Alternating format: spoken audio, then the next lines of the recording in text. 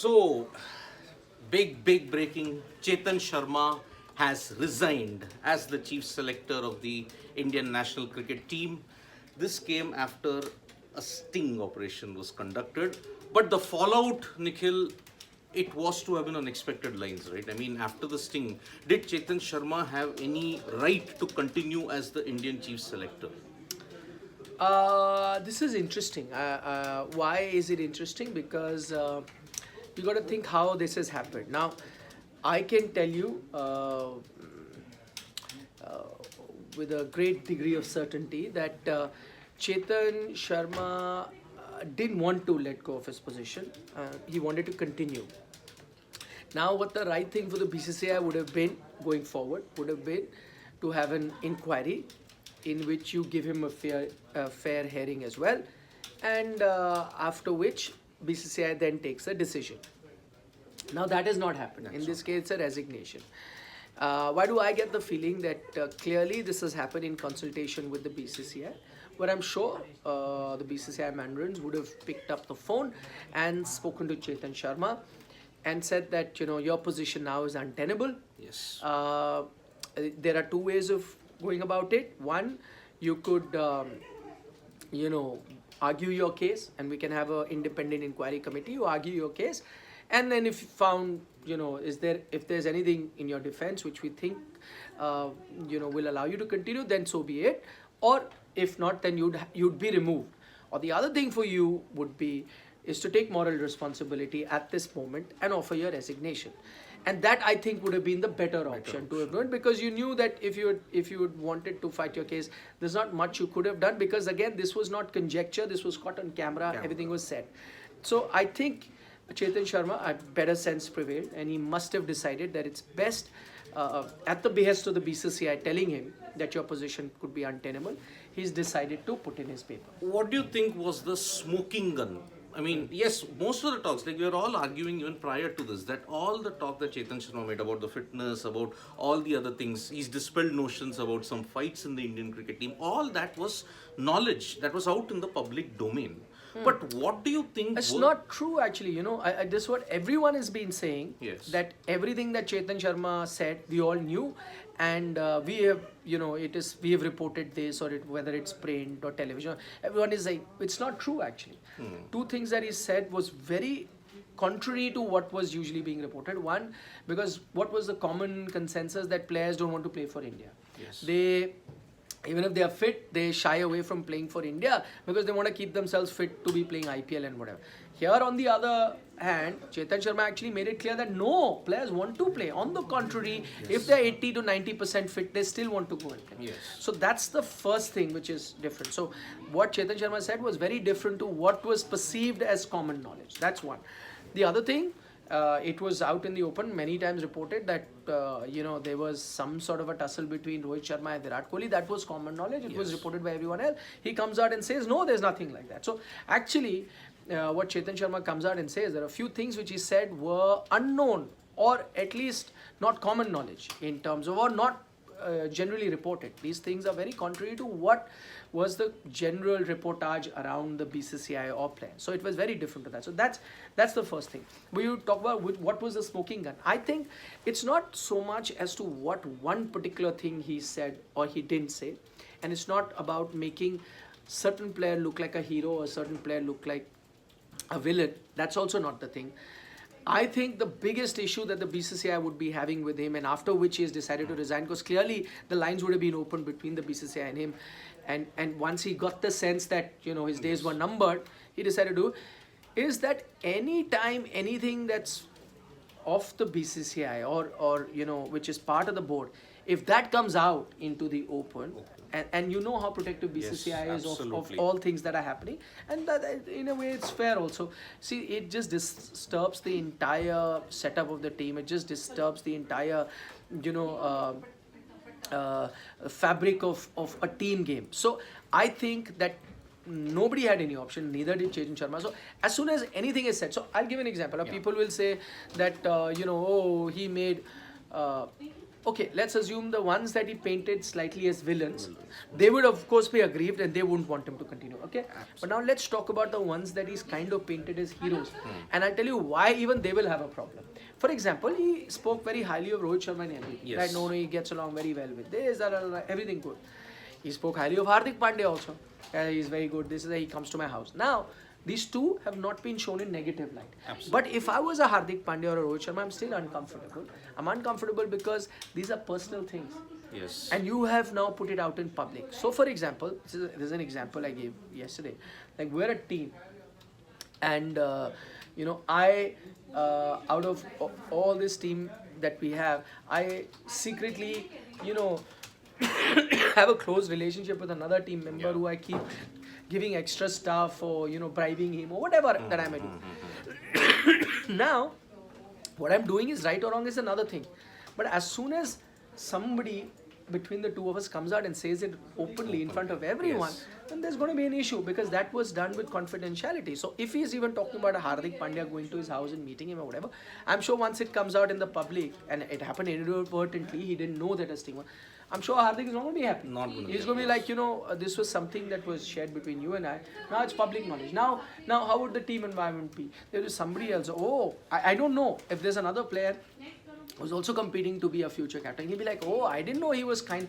Even though I'm saying Hardik may not have been doing lobbying or something, Yeah. it's just maybe a good relationship he may have. But the other person go, oh, he was smart. He was lobbying. He used to go to his The house. context will be totally. Correct. So it just spoils the team environment. Also tell me, honestly, if you put yourself in Chetan Sharma's shoes, after this had happened, would you be able to walk into that dressing room today? Because you have to be part of future selection Yes, meetings. yes. You have to sit with the coach, the captain, maybe one or two senior players sometime Correct. for your picking of 11. Can you be sitting No, there no, and look them I- eye to eye? No, after this, I simply could not have maintained that eye-to-eye contact because I have breached the trust. The trust factor has been totally shattered by this, and that is why it kind of brings to light why the BCCI wants to be so secretive at times. Because if you look at it, the Chetan Sharma instance will now give the BCCI much more reasons to be secretive. And that trust deficit that is there. Now, okay, if you are a player, no, yeah, like for example, he cited one player. If one player is in the team, 3 other players' positions are also under threat. Now, how will I tell him, I didn't mean it like that? It will take a lot of time, lot of that reintegration bit. It's not happening in Indian cricket. You've had that moment, you slipped, and now you have submitted the resignation to Jay Shah, the secretary now. And the major question now will be, from now at this point in time, how will the trust deficit be? Has the trust been erased between the selectors and the players? Trust has been compromised? It after has, this instance? definitely. As I said today, now what happens? Why is it trust? One, you have made certain private things known to people. Now I'm not going to trust, and it will happen in any team. If you guys who are watching us, you're working in an office or whatever, a lot of things that are just kept within a core team. As soon as one person says it, and I said he didn't do it, it happened inadvertently. Yeah. But the fact that he was vulnerable, the fact that he allowed or even expressed that, assuming it wasn't even filmed, now you know what, but that means he was sharing these things. So you know there's a person that you can't trust in the future. So there's no way that they're going to have him carry on with the Indian team. So that's the first thing. Now, would he be able to sit in the room as something that I spoke to Siddharth in the same room and pick teams? No. Would not be able to do it. So it was just bound to happen. I'll just answer this. from Yeah, office. sure. So this is the situation that has happened when it comes to the Chetan Sharma incident. What has happened now is that there was a sting operation conducted, and because of this, the repercussions that ran, what Nikhil said at this point in time, it meant that his position as the chief selector of the Indian cricket team was now untenable, and that is why now he has resigned on his own. He has sent his resignation to BCCI Secretary Jay Shah. Because of this very reason, now the search for the next chief selector will now have to begin. Now, who will be the next chief selector? That is a question which will be deliberated upon later. But at this point in time, there were some very, very, we may say, objectionable, quote unquote, comments that were made by Chetan Sharma, now the former chief selector of the BCCI. One thing which struck to me in that entire sting operation, one of the statements that he had made was that one particular player threatened the position of 3 other players, and he prematurely passed the judgment that one player's career was over. That is the issue that we are facing at this point in time. So it is a very very problematic situation at this point in time when it comes to it. The trust deficit has now widened. Selectors will now have to be really on their toes. Will the players now regain the trust in the selection panel? That is another issue altogether at this point in time. So the latest breaking news that we are getting at this point in time, and for people who are joining us now, Chetan Sharma has resigned from the post of Chief Selector of the BCCI after the sting operation that was conducted by an organization. In that, there were some comments which were made which did not go down well, and that is why now, under moral obligations, his position became untenable, and now he is resigned. He has resigned as the Chief Selector of the BCCI. What next for the Indian Cricket Board? How will they go about the selection of the next Chief Selector? What happens to the current selection panel? All that will be now up for deliberation at this point in time. Currently, there is a test match that is happening, India versus Australia in Delhi. After the test match ends, and maybe during the test match, what is going to happen behind closed doors of the BCCI, that will be monitored very, very closely. But after the sting operation, there was plenty of issues that were there. After the sting operation was conducted, Chetan Sharma's position as the Chief Selector was really, really compromised. And that is why, under moral obligations, he has resigned. That is the thing that we have gotten the latest breaking news. Chetan Sharma is no longer the BCCI Chief Selector. So thank you so much, folks, for joining us for this special live. We'll be back with more updates regarding Chetan Sharma. And Nikhil, any other further update? No, so it's confirmed now.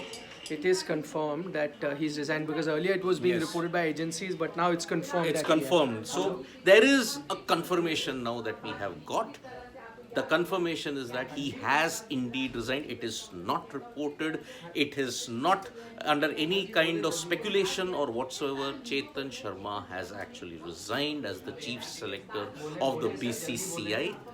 That is the prime reason now that there will be very new developments that is there. Who is going to be the next Chief Selector? Are we getting into that stage now, Nikhil, where who will Somebody said Venkatesh Prasad. No. According to the current requirements that are there, I think he doesn't fulfill that criteria. You need one from the north now. Yes. So, and chairman of Selector would now, I think, be Shib Sundar Das Yes. in terms of seniority. So he Okay. becomes chairman. Chairman. Unless I don't know who comes from north. Yeah. But for the moment, they'll need a chairman, Yes. because you have to select team now for the 2 tests going forward. Will they to go start through with. the same procedure like how they had picked when the selection panel I doubt it. I think they'll just pick a selector from the north. from the north zone? Yeah, Yes. straight away. So I doubt that they're going to go through another process. Selector from the north will be picked. For the moment, you'll have to have a Interim head in the Yes. interim chief selector. not interim. Maybe they'll announce, or maybe SS Das becomes that. In Becomes terms that. of seniority, becomes that. Unless the guy from north is senior to him, but then later changes. But for the moment, they'll change the chairman of selector. It had to happen. But I'm just saying, again, the blame lies solely with him. Yes. To have allowed those things to have been said out.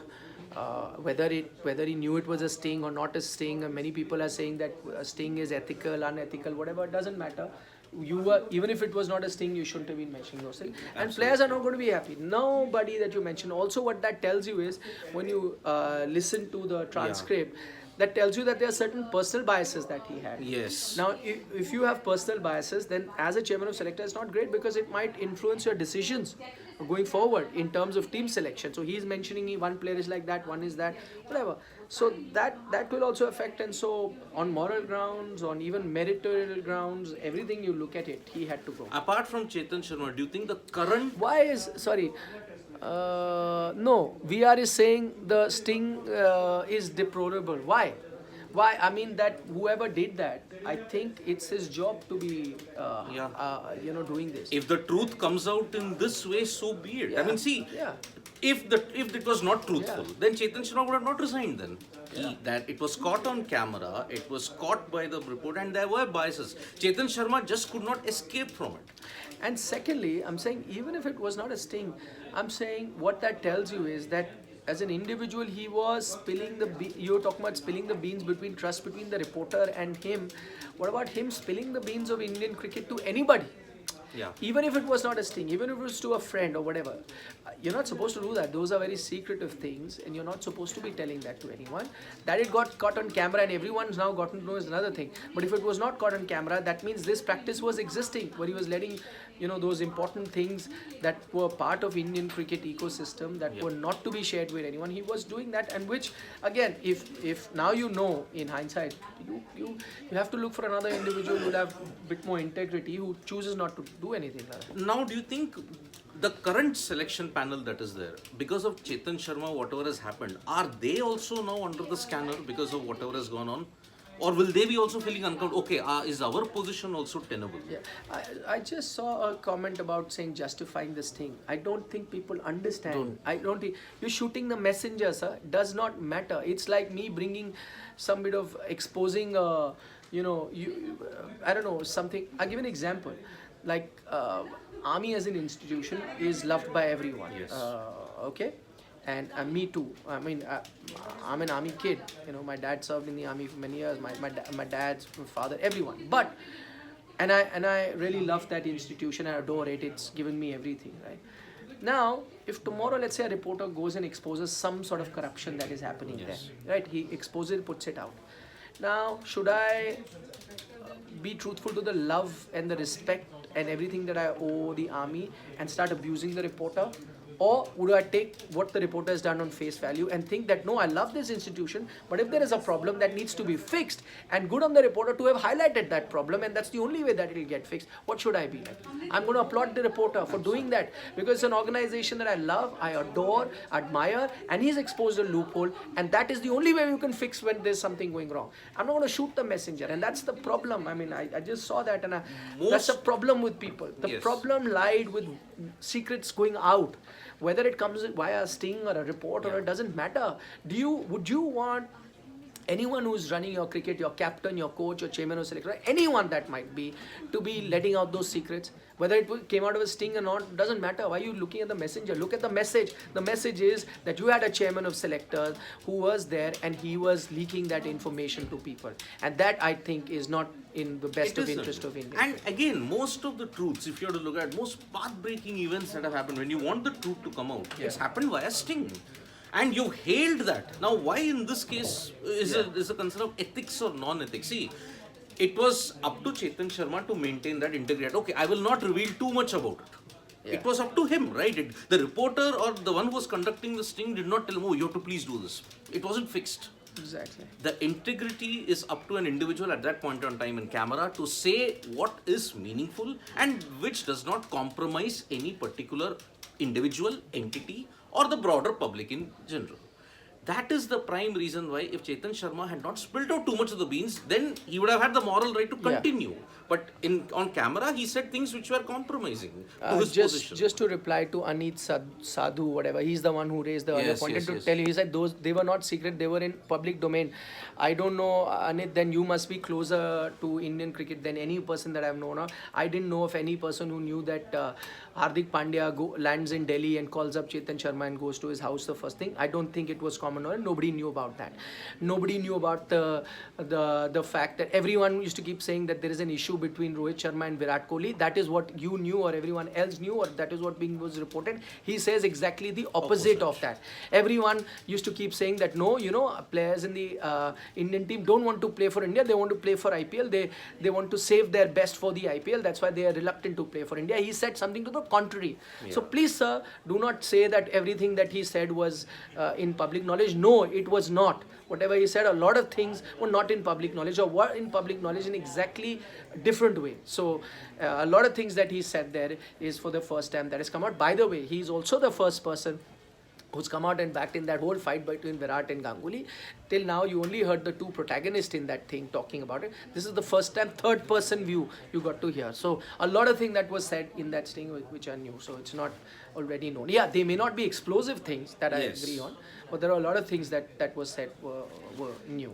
I mean, at least for me, unless I don't know, you were friends with everyone in the BCCI. Maybe Anit is. So maybe. The unfortunate thing is his comments on the players. That was the that, like you pointed out, the smoking gun. Yeah. If he had not made those comments on the players and the favoritism that was evident there, he could have probably had some kind of moral justification to continue, some kind of. But I think the heat was already on, and that is why he had to resign. Unless and until he had tremendous backing, which I don't think he had. So the BCCI, so he just did the thing which was right to him. For once, he did something right. He ensured that Yeah, I think that's the right. he did the right thing. But unfortunately, the way how he has gone and his 2 tenures that he's had as the chief selector of the Indian cricket team, I think his legacy will be very damaged. Yeah. I That mean, is- even if he had a great stint as selector and maybe they went ahead and won a big tournament, which didn't happen. But I'm didn't saying happen, yeah. if it had, but if it ended this way, then it'll be tarnished for sure. It'll be tarnished for sure, unfortunately. So Yeah. that is the unfortunate thing about all this. Yeah. You kind of feel sad, but in the end, you don't feel sorry also, because you shouldn't have said all that on camera in the first place itself. So, any other comment that's there? No, I don't think so. Culprit is okay. No, there was no secret. Okay, I think all the comments have been taken. So, what is the situation currently? Okay, good position Australia are in. So we are about 15 minutes away from the lunch break in the first test. On the second test, sorry, day 1 for second test. So let's see what happens at this point in time. Okay, Purushot, If you've just joined us, go back into the video Yep. and we've shared all details. Exactly. So do subscribe to Sports Today. There'll be a lot of things developing at this point in time following this, and we'll be back with all the updates from Sports Today. Tap that bell icon so that you know when we go live, and also we are on Facebook, Twitter, and Shout Instagram. out to Kushagra Kushagra Singh. Yes, absolutely. Bye bye. Thank you.